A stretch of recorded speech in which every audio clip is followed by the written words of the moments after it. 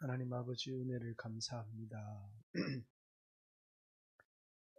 너무너무 추운 날씨지만은 변함없이 하나님의 은혜를 사모하고 하나님의 도우심을 사모해서 은혜의 보좌 앞에 이 새벽도 나왔습니다.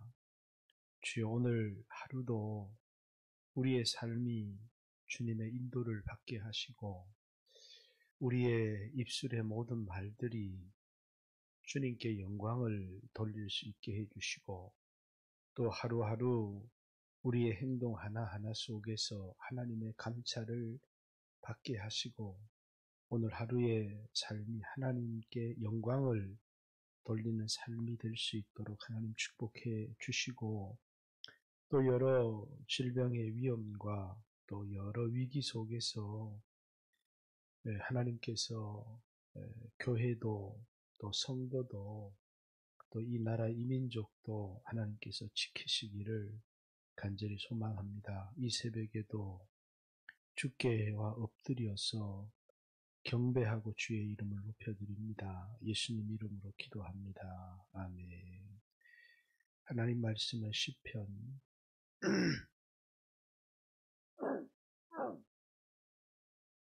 43편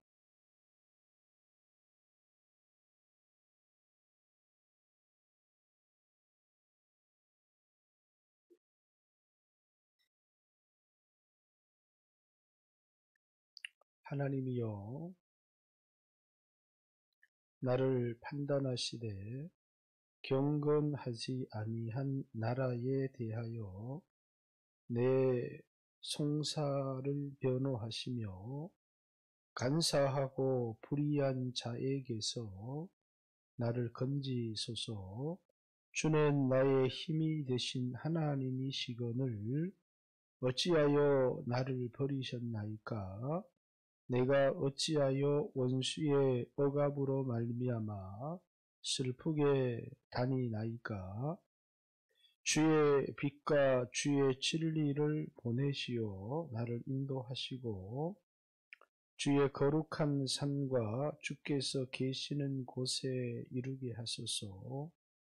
그런즉 내가 하나님의 제단에 나아가 나의 큰 기쁨에 하나님께 이르리리라. 하나님이여, 나의 하나님이여, 내가 수금으로 주를 찬양하리이다. 내 영혼아, 내가 어찌하여 낙심하며 어찌하여 내 속에서 불안해하는가?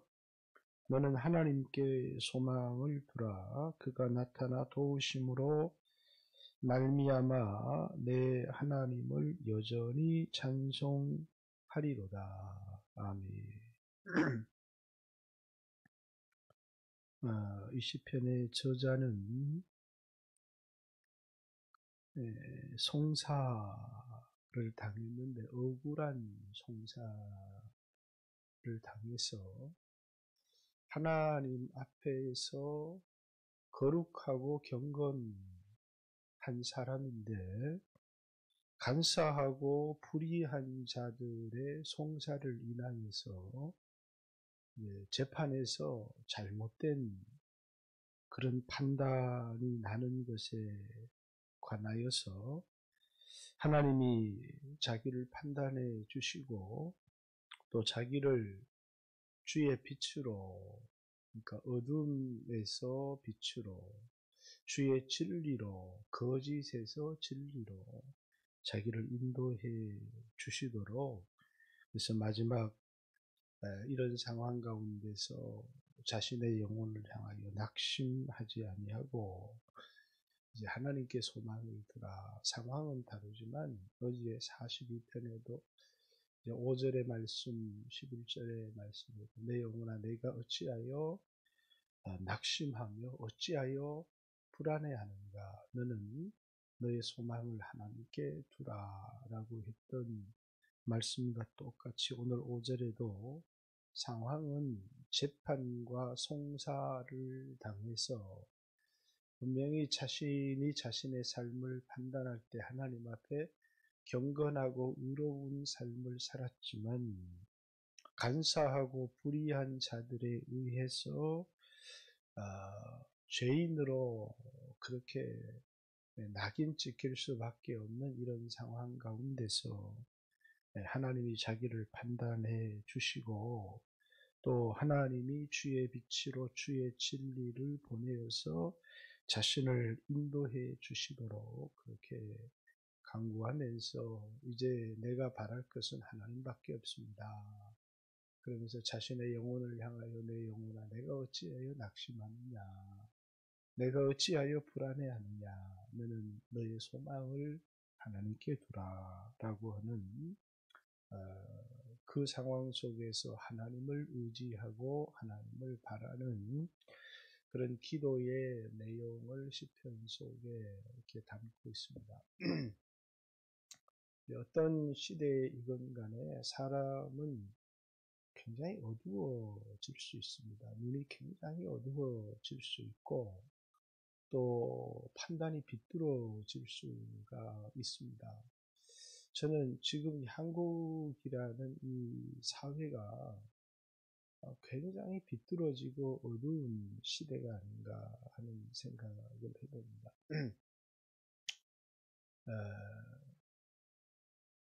교회도 좀 그런 면들을 가지고 있다는 생각이 듭니다.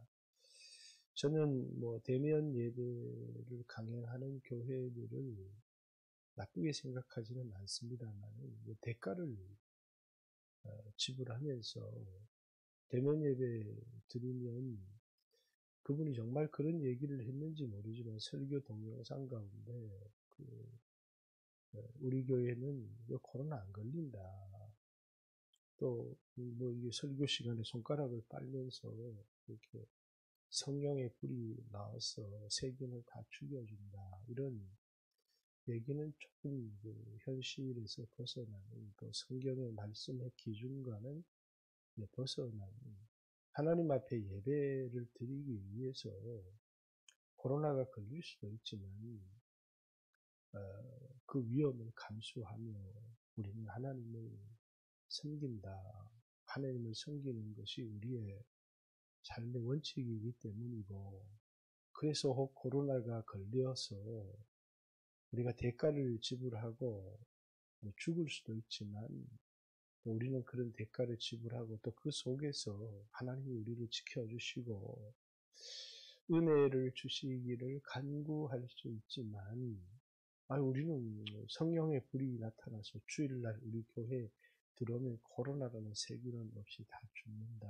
이렇게 이야기하는 것은 상당히 비진리고 사람들에게 거짓된 말로 호도할 수 있는 소지입니다. 그래서 하나님의 말씀과 상관없이 이렇게 무조건적 냉정으로 믿으면 그건 굉장히 어리석은 것일 수 있고 또 이제 우리 사회에 그 법이 있고 정당한 진리가 존재함에도 불구하고 이제 무조건 대개문이라고 하는 사람들이 자기 편이 아닌 것은 법적으로 죄인이다라고 판단이 났는데 그 판단을 하는 정당한 법의 전문가, 국가의 자격을 얻은 사람이 판단을 했는데 그걸 가지고 탄핵을 해야 된다라고 얘기를 한다든지 이렇게 하는 것은 마치 누구를 보는 것 같으냐면 히틀러 지지자들을 보는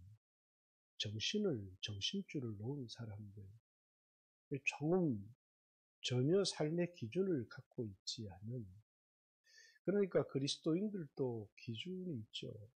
말씀이 기준이고 세상에도 기준이 있습니다. 법이 기준인데 어느 순간에 내 편이 아니면 다 잘못됐다라고 하는 이게 이제 영적으로 눈이 굉장히 어두워질 때 일어나는 현상입니다.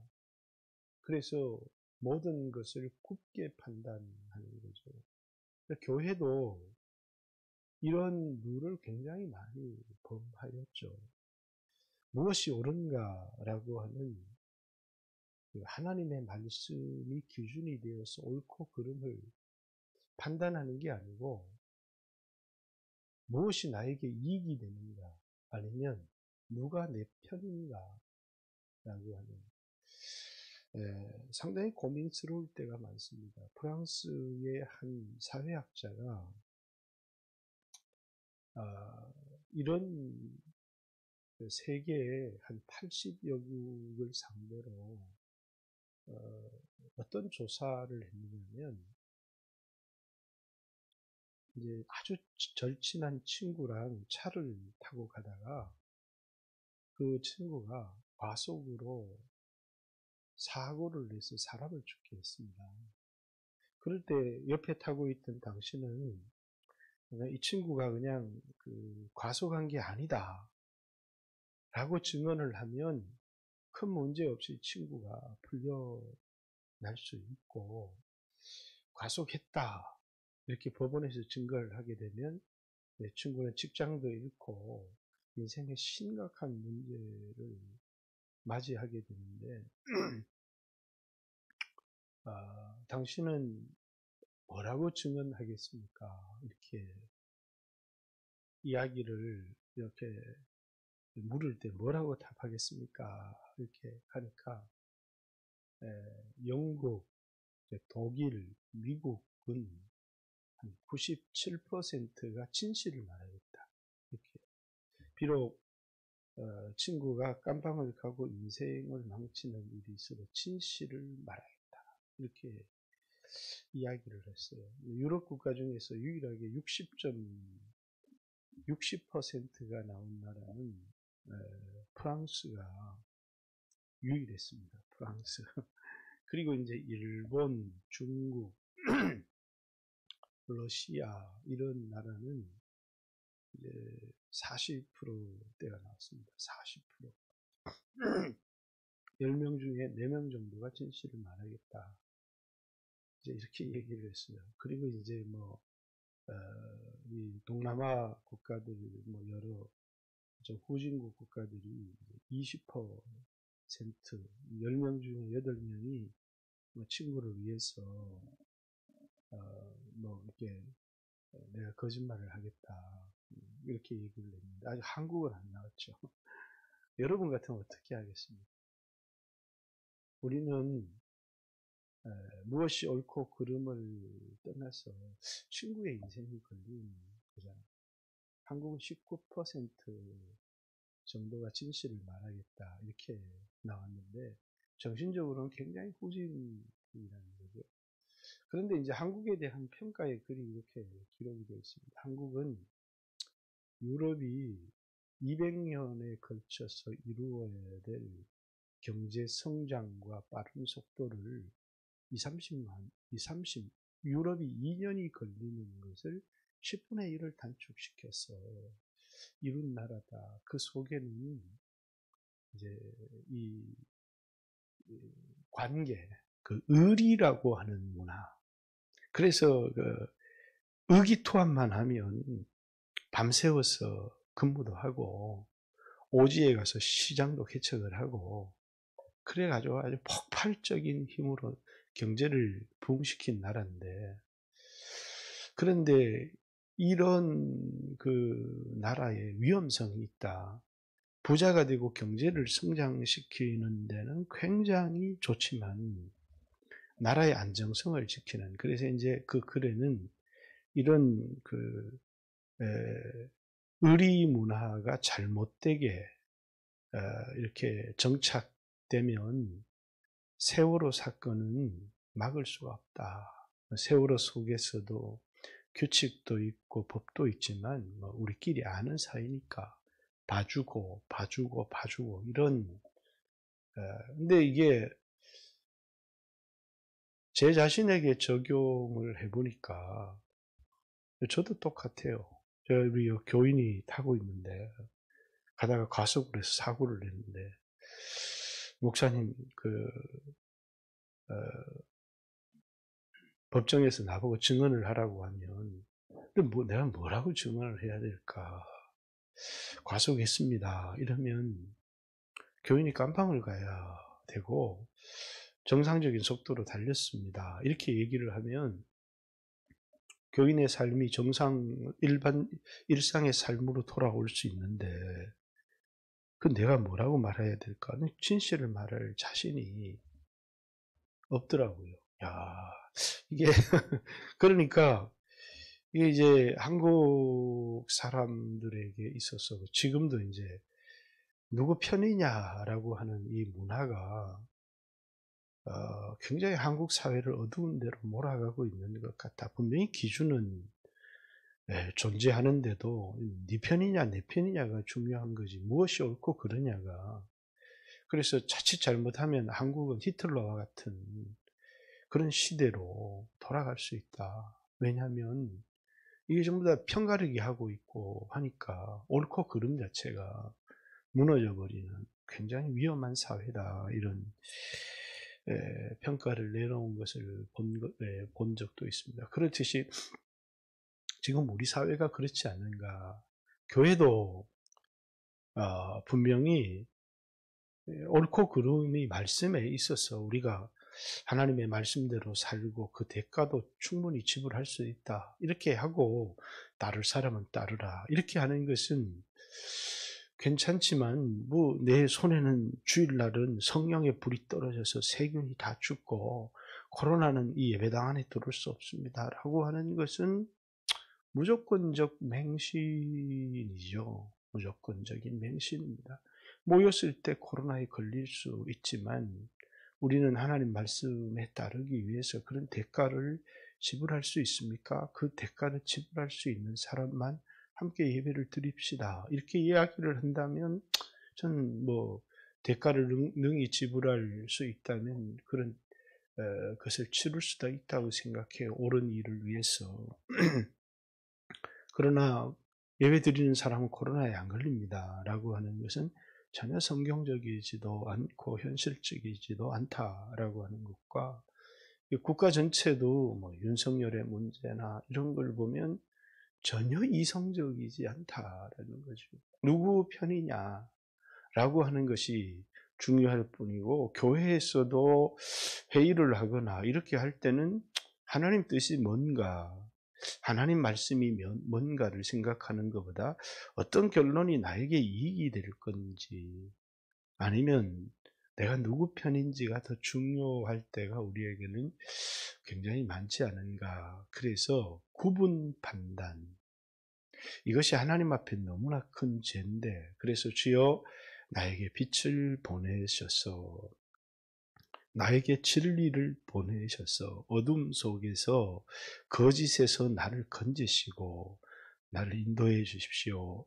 라고 하는 이런 기도와 또 그 속에서 억울함을 당하는 나를 주께서 건져 주십시오. 라고 하는 이런 기도를 드리고 있는 것 같습니다. 여러분과 저도 이 세상을 살아가면서 자칫 잘못해서 욕심 때문에, 정 때문에, 의리 때문에 굳게 판단하지 않도록 고민해야 될 것이고 저 같은 경우도 이런 일을 맞이하게 될 때 참 고민스러워지고 힘들어지는 것 같습니다. 이걸 어떻게 해야 되는가라고 하는 그런 고민들 말씀에는 뭐라고 기록되어져 있는가 그리고 과연 내가 그런 증언을 내가 할 수 있을까? 왜냐하면 잘못했지만 회개하고 다시 살아갈 수 있는 기회를 주는 것이 성경적인 것인지 아니면 법적인 처벌을 받고 다시 삶의 기회를 갖는 것이 성경적인 것인지 어떻게 판단해야 되는 것인지 우리에겐 참 판단이 서지 않을 때가 참 많이 있습니다. 그러나 이것이 분명히 의리, 법보다는 원칙보다는 의리와 정을 더 중시하게 생각하는 우리 사회에서 얼마든지 일어날 수 있는 위험한 문제다라고 하는 것은 분명한 사실인 것 같습니다. 오늘 새벽에도 주여 하신 후에 기도할 때 주여 나에게 주의 말씀을 주셔서 갈 길을 밝히 보여주시고 그리고 이 한국 이 사회도 너무나 어둡고 불의하고 그리고 그냥 목소리 큰 사람들이 세상을 이끌어 가려고 하는 원칙도 없고 법도 없고 이런 너무너무 위험한 그런 사회 속에 우리가 살아가는 것 같습니다. 하나님 눈을 뜨게 해주시고 깨닫게 해주시고 모든 사람들이 분노와 체면에 걸린 듯한 이런 것을 보게 되죠. 독일 사회도 이렇게 미쳐갈 때 한 사람의 목사 본헤퍼라고 하는 목사가 이 사회 정말 너무너무 무섭고 큰일 나겠구나. 그 사회가 하나 독일이라는 사회가 미쳐가면서 유럽과 세계에 미친 영향은 너무너무 크죠. 수억만 명, 수억 명을 죽음으로 내몰았던 그런 것을 우리는 잘 알고 있습니다. 그렇듯이 이 나라를 위해서도 여러분들이 기도해 주시고 우리 자신도 이런 어두운 시대 가운데서 올바르게 말씀으로 판단하고 주여 나에게 주의 빛을, 주여 나에게 주의 진리를 보내어서 어둠 속에서 거짓 가운데서 나를 건지시고 나를 인도해 주세요 라고 하는 이 기도가 여러분과 저의 기도가 되었으면 좋겠습니다. 주여 하신 후에 간절히 기도하시고 연말에 우리 성도들 가정에 하나님이 다 은혜를 주시고 특별히 다음 세대 우리 젊은이들에게 하나님이 큰 은혜 주시도록 위하여서 기도했으면 좋겠습니다. 주여 하신 후에 기도드리고 돌아갑니다. 주여